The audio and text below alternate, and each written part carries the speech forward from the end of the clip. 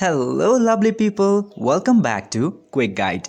In today's video, I'm going to show you how can you download Snapchat app into your Android phones. So without any further ado, let's dive right into this exciting video. Step 1. Open your Play Store. Firstly, you just have to open your Play Store, and after opening the Play Store, you can see this search bar into top of your Play Store app. You just simply have to search Snapchat there. Step 2.